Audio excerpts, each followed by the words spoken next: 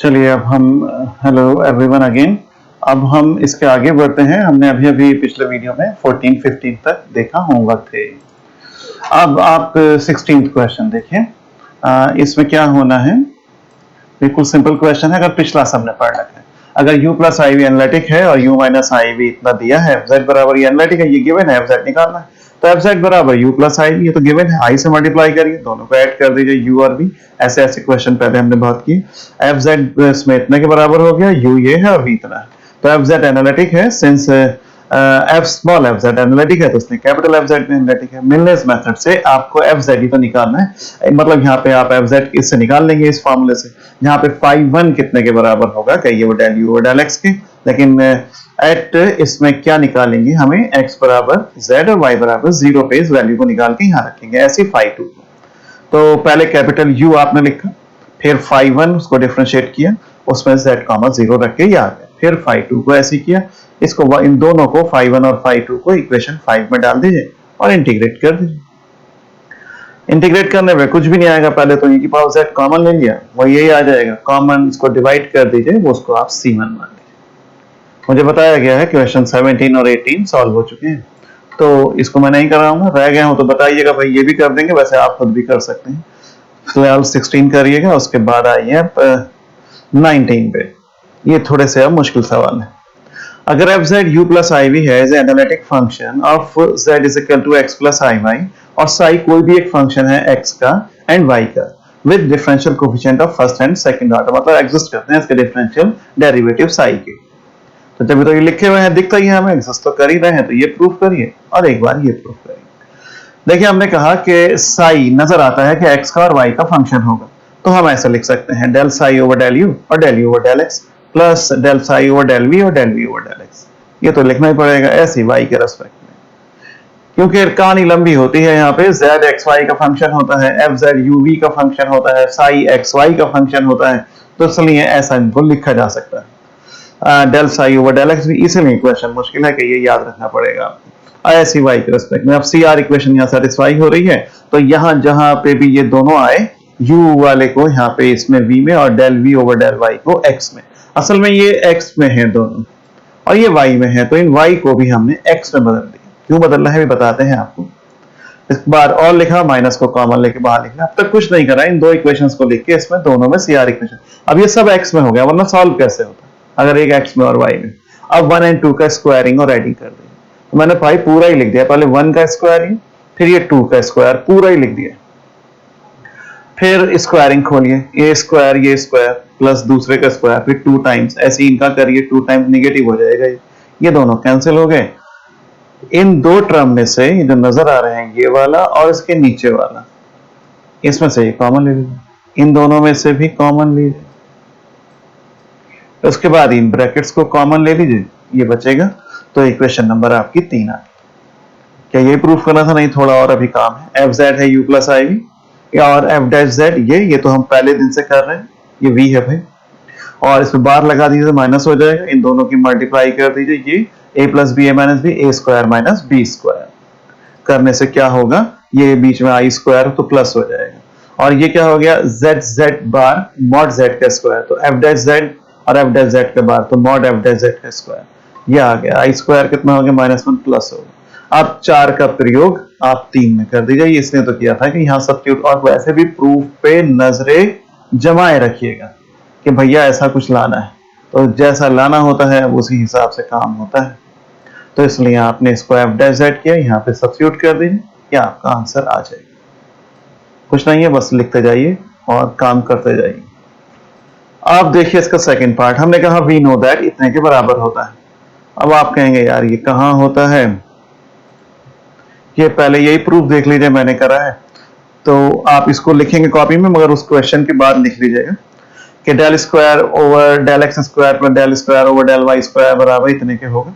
तो we know that z इतना होता है, z बार इतना, x और y की वैल्यू यहाँ पे आप निकाल लीजिए।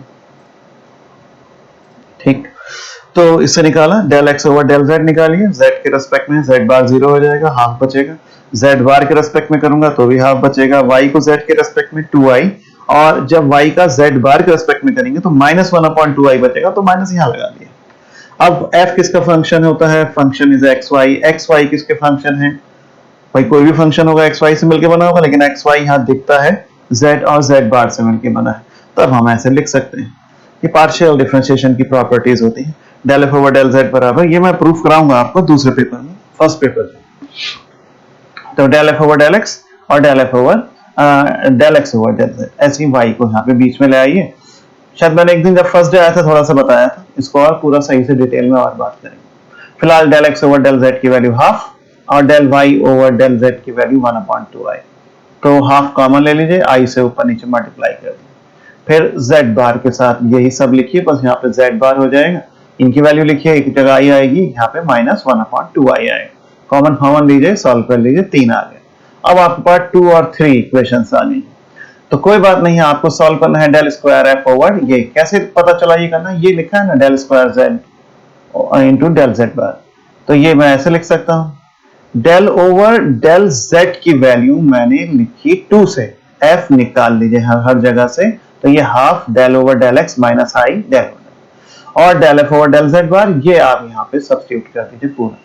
इससे भी आप f को बाहर निकाल लीजिए, हाफ और हाफ 4 हो गए, ये a माइनस बी और ये a प्लस बी, तो a square minus b square, i square -1 plus हो जाएगा। तो बस, और 4 को लेफ्ट में ले जाइए और यहाँ से f काट दीजिए, लीजिए ये प्रूफ आ गया। ये शायद पहले प्रूफ रह गया था, इसलिए मुझे यहाँ कराना पड़ा। ये करने के बाद अब आप यहाँ आइए, हमने सीधे यहाँ लिखा, और यहाँ पे z क्या है? x प्लस आई वाई का फंक्शन। तो in the light of this equation, अब हम पिछले क्वेश्चन पे आ गए हैं। आप इसको यहाँ ड्राइव मत करिएगा, अलग से करना, अलग इसके बाद, जैसे मैंने किया है। तो in the light of equation 1 हम ये लिख सकते हैं, भाई यहाँ पे z x y के साथ था, तो w बराबर एफ जेड होता है, वो u प्लस आई।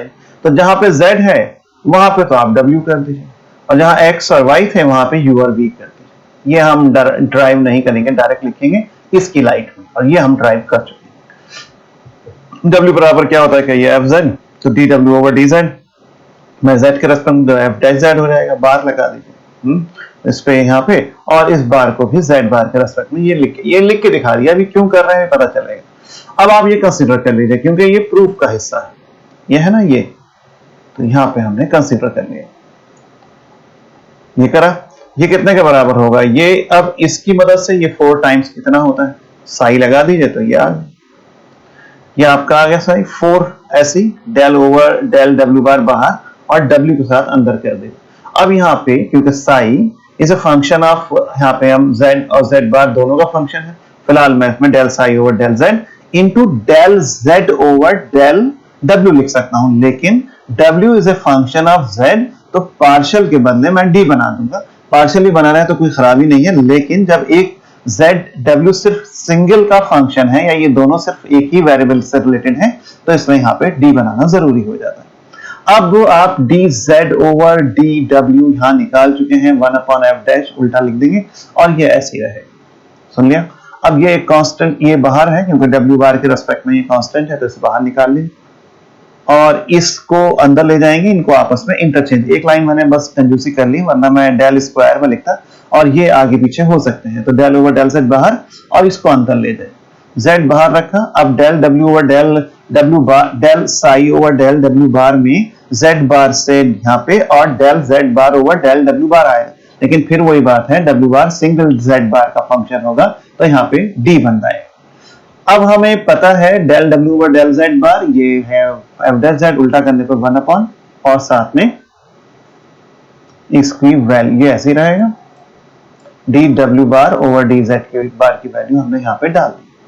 अब आप इसको बाहर ले लीजिए, ये अंदर चला जाएगा, तो ये इतने के बराबर आ गया। गौर से देखिए, ये इसकी वैल्यू चल रही थी, ये यहाँ पे लिख दी। अब यहाँ पे ये जो लिखा हुआ है ये z बार जैसा तो है, तो मॉड z का स्क्वायर जैसा हो गया, तो ये आ गया। और ये वैल्यू जो आई है z बार की, ये सबसे ऊपर जो इक्वेशन 1 है, z बार इतने के बराबर होता है। इसे खोल के आप यहाँ पे लिख दें, और साहब बस इसका ये लेफ्ट में ले जाइए, याद है। असल में ये रिमेंबर क्वेश्चन है, ये बच्चों के बस के खेल नहीं है, इसको आपको याद करना पड़ेगा, रिमेंबर इट। 2 ही सवाल तो है वो रिमेंबर, उसमें से एक ये है, एक और है। आगे बढ़ते हैं। ये मैंने आपको थ्योरम अभी भी समझा दी है, ये आप आराम से लिख लीजिएगा कॉपी में। अब आइए शायद लास्ट क्वेश्चन है ये भी याद ही करिए। अगर w is equal to f z एक रेगुलर फंक्शन है z का, g is a regular function of z, prove करिए इतने के बराबर। बस इतना ही हिस्सा एग्जाम में आया है आपके, कई बार ये हिस्सा नहीं आया है एग्जाम में, तो एक दो बार, एक बार कहीं और ही आया हुआ है। यही आया है कुमाऊं में 7 में और 13 में, पहला हिस्सा, उसी को कौन से देखिए वी नो दैट, वही जो अभी थ्योरम करी है, हमें पता है ये होती है। अगर सिर्फ इतना हिस्सा आया और ज्यादा नंबरों का आया तो आप इस थ्योरम को भी धनाधन प्रूव कर देना। इस थ्योरम पे दोनों तरफ ये ऑपरेट कर दीजिए, इधर भी और इधर भी। ये करा, आप गौर से देखना, 4 का 2 यहीं रखा और देख 2 को यहाँ ले गए। अब 2 अगर लॉग से पहले है तो वो पावर बन के ऊपर चला जाएगा, तो हम ऊपर ले गए लॉग की प्रॉपर्टी। अब ये मॉड z का स्क्वायर जैसे होता है z z बार, तो इसी तरीके से ये f डैश z और उसका बार। लॉग ए बी को खोल दीजिए, लॉग ए प्लस लॉग बी, डिफरेंशिएशन अंदर भी ले जाए, यहाँ पे भी और यहाँ पे भी।